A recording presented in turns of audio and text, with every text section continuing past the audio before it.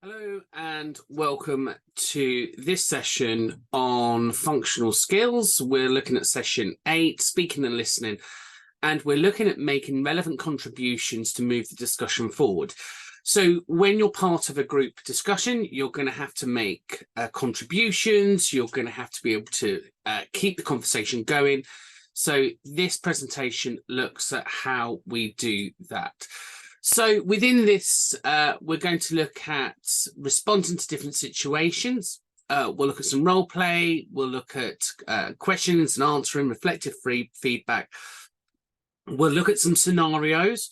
We'll look at how to tailor some of those questions. We'll look at handling difficult questions, learning from past experiences, giving constructive feedback. We'll look at receiving feedback, managing some of that conflict, managing stress, and then moving forward to conclusions. So let's start off with welcome everyone to this module, making positive contributions towards your speaking and listening level 2 functional skills. We're going to look at crucial skills in the workplace, responding to different situations, whether that's dealing with difficult customers or giving a presentation. So in this, we'll cover everything from a bit of role play to diverse to looking at questions, reflecting on past experiences and give feedback. So by the end of this session, you'll have a better understanding of how to prepare and how to stand a variety of different situations when you do your presentations. So first of all, let's look at how we respond to situations. So if you're doing a presentation or just whether you're responding to a situation to begin with. So if we think about our workplace or what we're doing, being able to respond to a variety of different situations is crucial. Whether that's dealing with difficult customers or resolving conflict within a team, you need to have the ability to handle different scenarios that can make the differences. It's important to remain calm, so good emotional intelligence, and collected throughout. So whilst you're doing that, you need to be assertive and confident within your actions. So one example of a situation that may arise is when you've got a project or a deadline, it's fast approaching, it needs to be completed. And in this case, it's important to prioritize tasks and communicate effectively within team members to ensure that everyone will complete it on time. And another example might be if you're dealing with a service user or a customer who is unhappy around a particular product or service. It's important to actively listen to what they've got to say, develop those empathetic skills, and find a solution to meet them. Overall, being able to respond to different situations in the workplace is a valuable skill that you'll need to learn. So I just want you to take a moment. Let's think about some role play here. So role play is an effective way to prepare for different situations in the workplace. You can simulate some scenarios and you can practice responding and gaining confidence in handling different situations. So to effectively role play, by starting by identifying the scenario, you'll want to practice and choose somebody to play the role. One of you will be the customer or service user. One of you will be the person responding. You'll need to set the scene, and you'll need to be as realistic as possible. So think of a conflict, think of something, how you can promote the conversation to go forward. Afterwards, reflect on what went well and look at some of those examples. And again, we'll have some worksheets in the material for you. So looking at the questions, asking appropriate questions is crucial. It's a crucial skill in different situations. Questions can help clarify information, gather insights, and look at negative, complex situations. However, not all questions are created equal, and we have covered questioning quite a few times now in other slides. The types of questions you can ask and how you can ask them will have a great impact on the responses to help those conversations to move forward. I particularly like the root cause analysis questions. So that's interesting, tell me more, or that's interesting, why would that do that? And if you ask that same question several times, you really can start to dig down into a conversation, and that really helps a conversation move forward. So for example, let's just say you're listening to a group presentation and somebody gives you a way of working. And you might go, well, that's a really interesting point there. Why is that we do that? What's the purpose of that? And then what will happen is they'll give you an example or a reason for that. So you've helped that discussion move forward and you're getting a better understanding. And ultimately, once they give you that response, you could ask the same question again. Well, that's really good. Where did that come from? So again, just asking why all of the time really does help to get to the root cause analysis. So just remember, tailoring your question techniques is really crucial to get to where you need to be when asking those questions. Furthermore, answering the questions is a key skill as well. So being able to answer a range of situations in being able to answer a range of questions in different situations is an important skill as well. It's important that you are knowledgeable and confident within what it is you're doing. So having those knowledge and the skills behind you. When answering a question, it's important to listen carefully. So that's those active listening skills. And take a moment to gather your thoughts. So don't respond immediately, listen to everything and try to weigh it up in your mind. If you don't know the answer, it's simply okay to say you're not sure, but you'll find the information out later for somebody. It's also important to provide clear and concise responses that address each specific question being asked. So that's that inclusion piece, making sure that everyone's being heard and everyone's having an opportunity to be responded to. To effectively answer questions, it's helpful to anticipate the type of questions that may be asked, so prepare accordingly. So again, just thinking about your presentation, what is it that people are likely to ask you so you can have some pre-prepared answers will really help you prepare for this speaking and listening assessment. So for example, if you're given a presentation, think about the questions that may arise based on the content of your presentation and practice answering these questions ahead of time so you'll feel more comfortable when the time comes.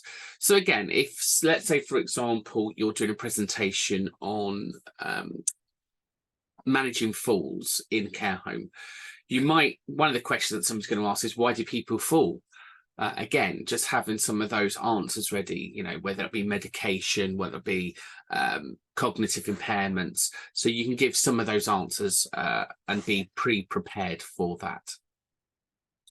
So reflecting on situations, so reflect on past situations can also be a valuable tool in preparing for your presentations and to be able to deliver a good, solid performance. By taking time to analyse what went well and what could have been improved upon, you can learn from your experiences and make better decisions for the future. So reflective practice is really important. It involves asking ourselves questions such as, what did I do well? What could I have done differently? And what did I learn from this experience? So that's Ralph's reflective model, I think, there. By answering these questions honestly, you can gain insight into strengths and weaknesses to help you develop and improve your performance. So again, if you are somebody that communication doesn't flow so well, you could have a few more handouts, a few more resources to lean upon. So whilst moving a discussion forward, giving feedback is crucial.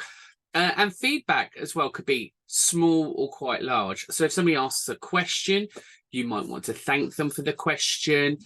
And again, you're looking at kind of using that to help structure that conversation to make it a much more involved discussion. So giving and receiving feedback is an essential part of professional growth. It helps us to identify our strengths and our weaknesses, and it provides us opportunities for improvement. When giving feedback, it's important to be specific and provide examples. This helps the recipient understand what exactly went, this helps them understand exactly what they need to work on and how they can improve. Additionally, feedback should be given in a constructive manner. So we talk about the praise sandwich there, don't we? Start on something positive, go for the area for development, and then end on something positive as well.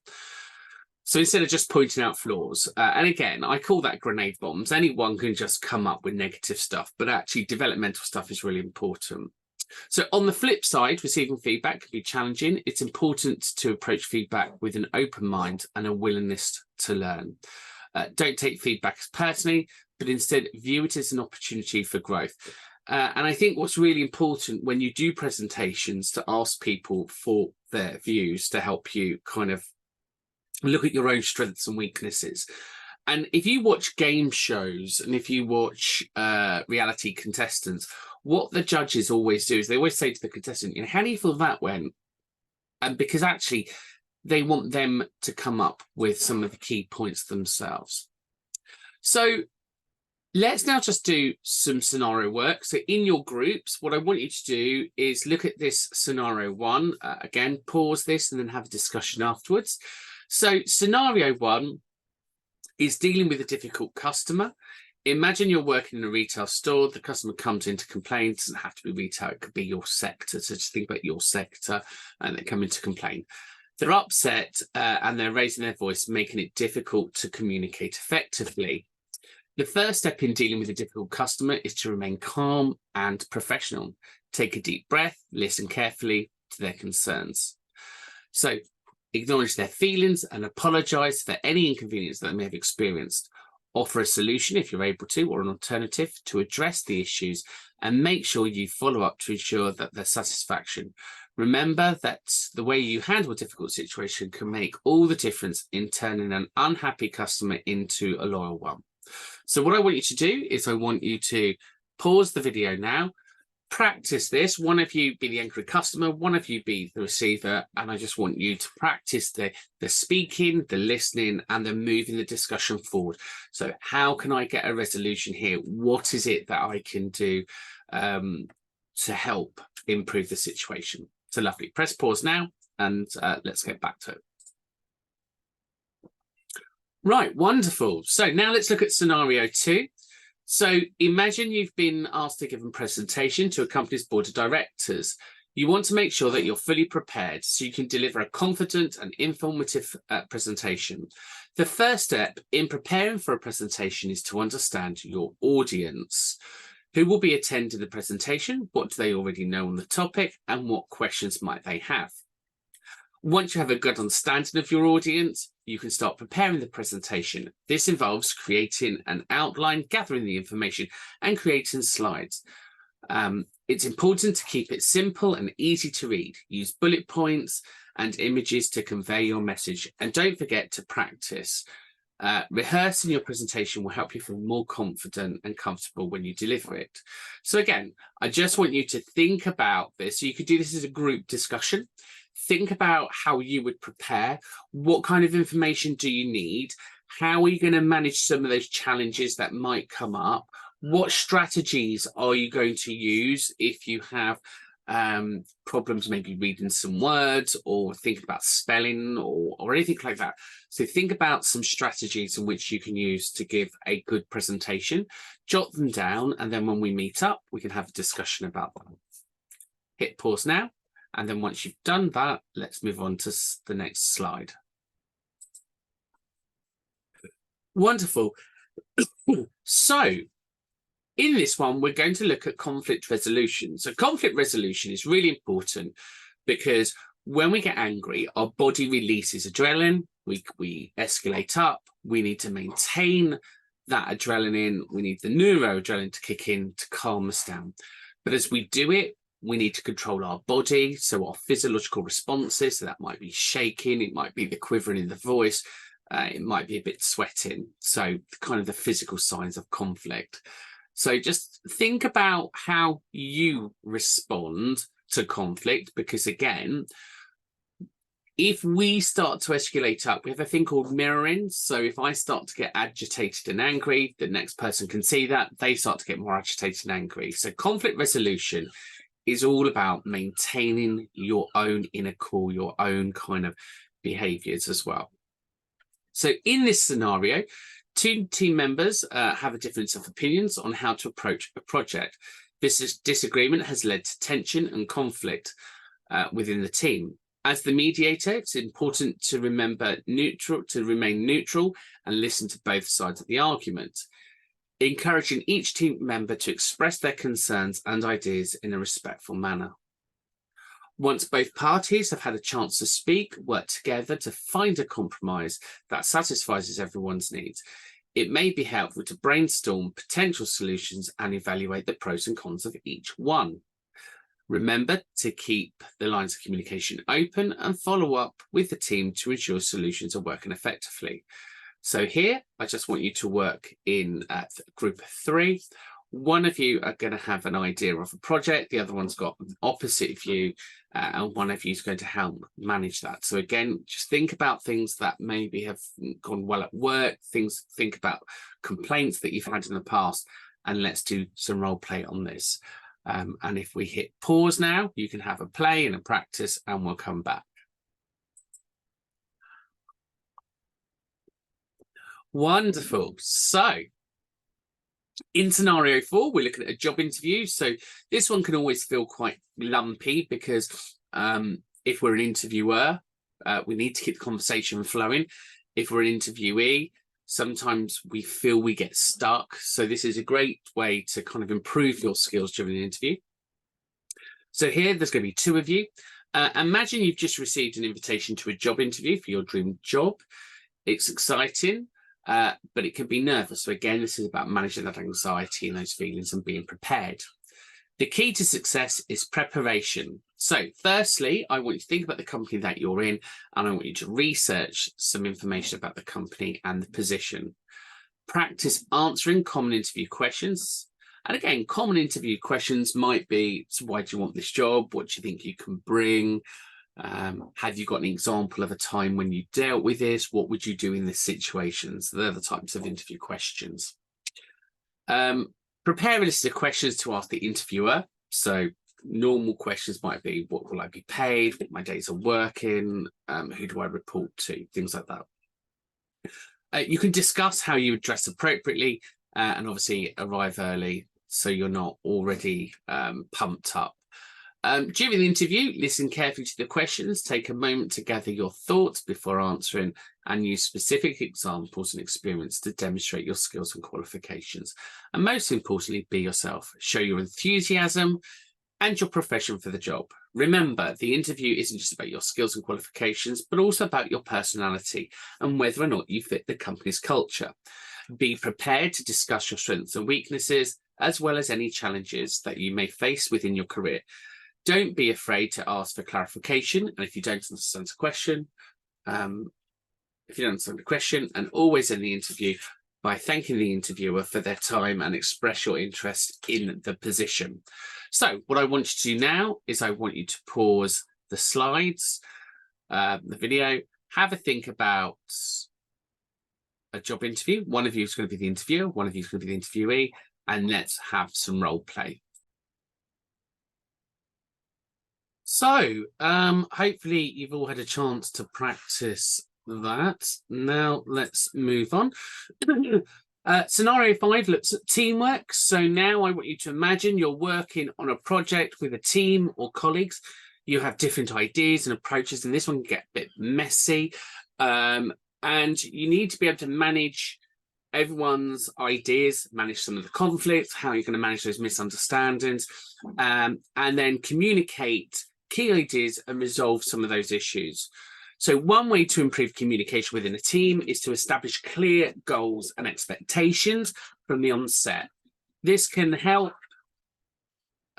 ensure that everyone is on the same page and working towards the same objectives. Additionally, it's important to actively listen to your team players, be open to their perspectives, and then confidently deal with any of the issues that may arise, and then look for some solutions and the benefits for the entire team. So what I want you to do now is think about some teamwork, have some examples of working together, pause the recording, have the discussions, and then have an opportunity for managing those conflicts. Lovely. So welcome back. So tailoring questions to the solution. So tailoring questions to the solutions and the audience is a crucial aspect for effective communication. The questions you ask should be relevant to the topics that are being discussed, and the topics and tailored to the specific audience that you're addressing. This helps to ensure that your message is clear and concise, and that your audience remains engaged throughout the conversation. When tailoring your questions, consider the level of knowledge and experience of your audience, as well as their interests and their motivations. Use open-ended questions to encourage discussions and provide opportunities for participants to share their thoughts and ideas. Avoid using jargon and technical language that may be unfamiliar to your audience, and instead use language that is clear and concise.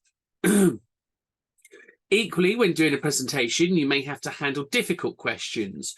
So handling difficult questions and the situations can be a challenge, but with the right approach, it can be an opportunity to showcase your experience and problem-solving skills. So one effective strategy is to stay calm, focused, listen carefully to the questions or concerns, and take a moment to formulate your thoughts and responses. Another key tip is to acknowledge any valid points or concerns raised by the person and asking the question, even if you don't agree with them. This can help build rapport and foster a more productive dialogue. And if you're unsure of the answer, don't be afraid to admit and then follow this up later. So again, if you're dealing with a difficult situation, you can thank somebody for the question. You can throw it back to the audience. You can say, look, before I add my thoughts to this, does anybody else have any thoughts about that point? That allows the conversation to move forward. There may be parts of the conversation which you can pick up on, and then you can carry that conversation forward. So learning from past experiences, we've already talked about reflective practice. So again, the process of self-reflection can also enhance emotional intelligence. And you've heard me use that phrase several times as well. And as individuals become more aware of their own thoughts and feelings, as well as others, by learning and recognize patterns of behavior, you have a greater, deeper understanding of yourself. You can build empathy and better communication skills, leading to stronger relationships at work. Equally, giving constructive feedback. When giving feedback, it's important to focus on the behavior or the actions that need improvement rather than attacking the person. Use a specific example and avoid generalization to make your feedback more accountable. Additionally, it's important to you to be respectful and helpful tone when giving feedback.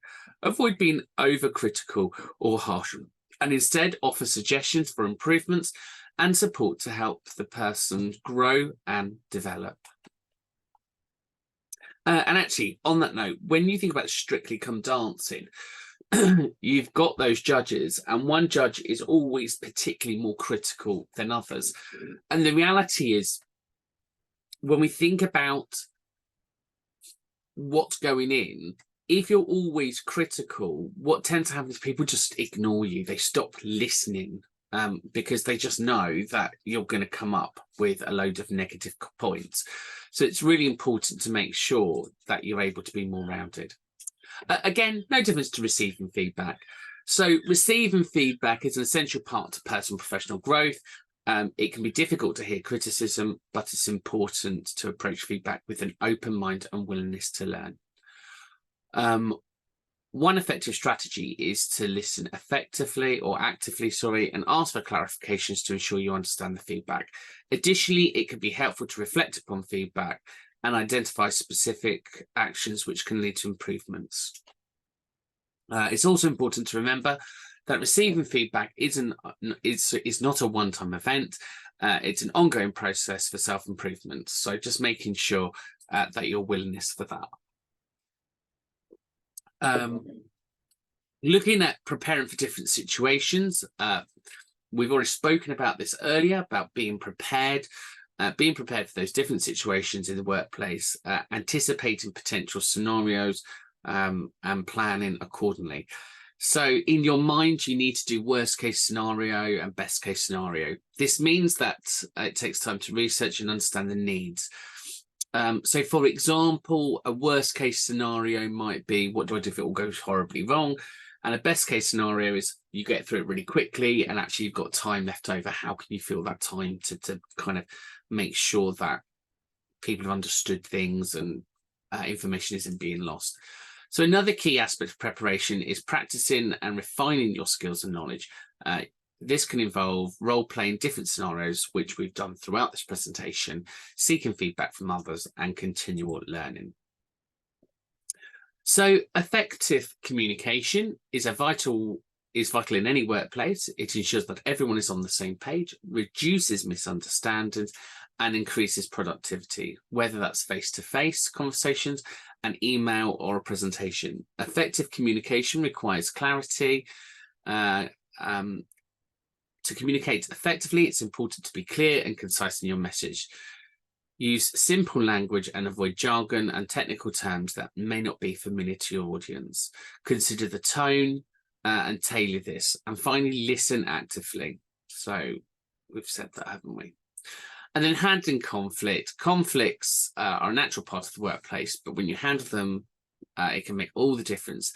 The key is to remain calm and respectful, which we've already said throughout. An important tip is to listen actively, listen to the other person's perspective. This means truly hearing what the people have to say without uninterrupting them, dismissing their points of view, and by doing so, you gain a better understanding of their concerns of the workplace and finding common grounds. Building a relationship is crucial within a workplace or a presentation or whatever it is you're doing, as it fosters a positive and productive environment. When you have a strong relationship with your colleagues, you can communicate more effectively and work together to achieve common goals. Positive relationships also create a sense of community. So if we just think about how we can build those stronger relationships when speaking and listening, so being culturally sensitive, making sure that we're not leaving people behind, think about your inclusion, just being open, honest, and transparent. Looking at stress management. So when we start to get stressed, we start to feel our adrenaline going, we start to feel our heart race going. It allows us to become more emotional and less thought behind what we've got to say. So learning those stress management techniques is a great way of managing a really clear presentation. I was once told, never do a presentation if you're hungry or thirsty. Make sure you've got your glucose in your body so you don't feel that sugar rush go, because again, your adrenaline's going to be going. So just think about your well-being before you do a presentation. And just think about how you're going to manage that stress. If you can feel yourself becoming overwhelmed, what is it you could do? So you can do some deep breathing, you can do some mindfulness. What is it you're going to do? So think about stress is normal. It's a common experience in the workplace, and it can have a negative effect on both physical and mental health. It's important to learn how to manage stress effectively to maintain that work-life balance. One effective way to manage stress is to practice mindfulness techniques or deep breathing meditation. These techniques can help you stay focused and calm throughout stressful situations. Always remember to manage stress is to prioritize self-care, such as exercises, as getting enough sleep, taking breaks throughout the day, can reduce your stress levels. It's important to remember that everyone experiences stress differently, so finding what works for you is key to stress management. So, in conclusion, we have discussed the importance of being able to respond to a variety of situations within the workplace, but again, through presentations, so contributing towards discussions, helping discussions roll forward. We've covered the benefits of role play and devising approach questions and reflecting on past experiences. Additionally, we've provided tips on how to effectively send and receive feedback, handle conflicts, and build positive relationships.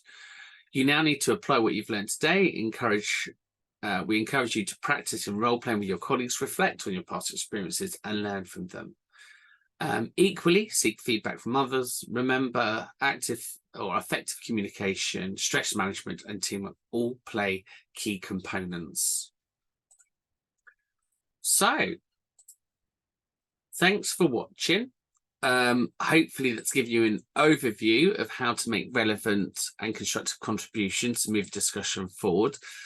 Furthermore, you can see here we've given you the material online as well that you can work your way through. That's the presentation that we've just done. So we will hit next on that.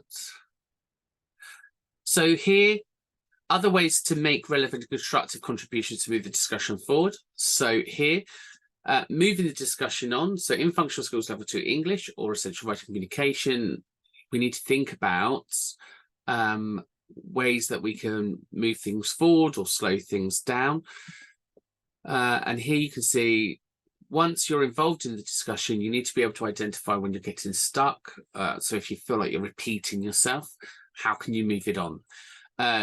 You'll know a discussion has lost the way in a conversation if it seems to be going around in circles.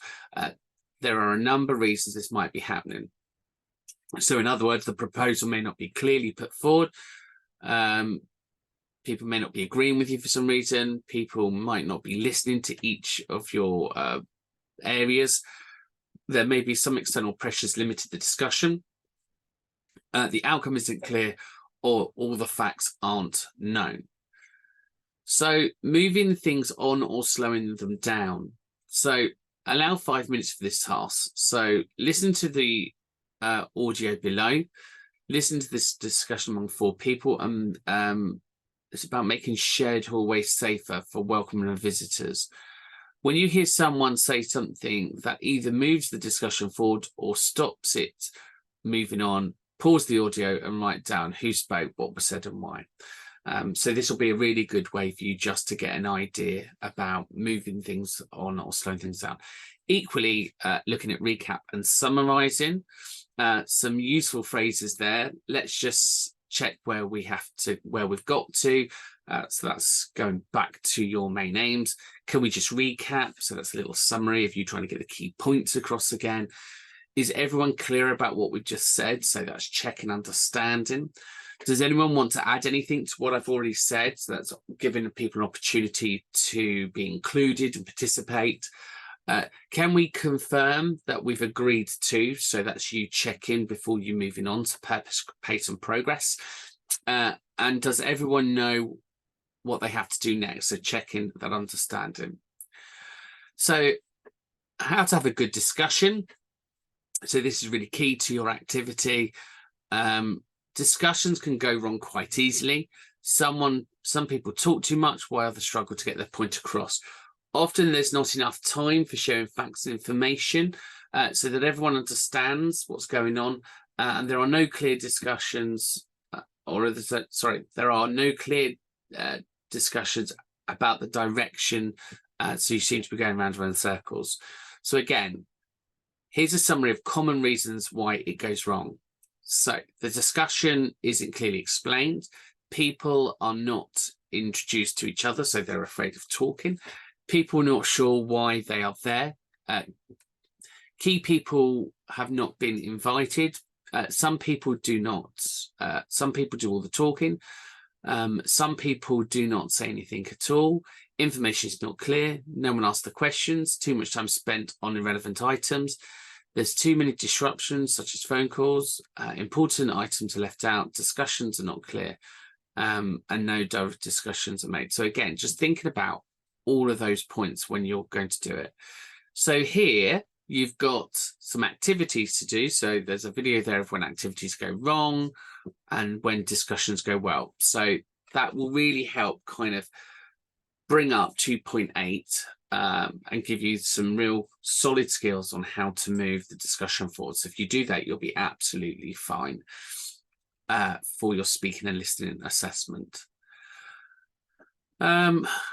Wonderful. So good luck with everything. That you've got your worksheet there as well. Oh, let's just go back. And yeah, I will see you now in session 9, where we're going to adapt, contribute to discussions to suit the audience purpose and the medium. I wish you all the best of luck, and I'll see you in the next session. Take care. Bye for now.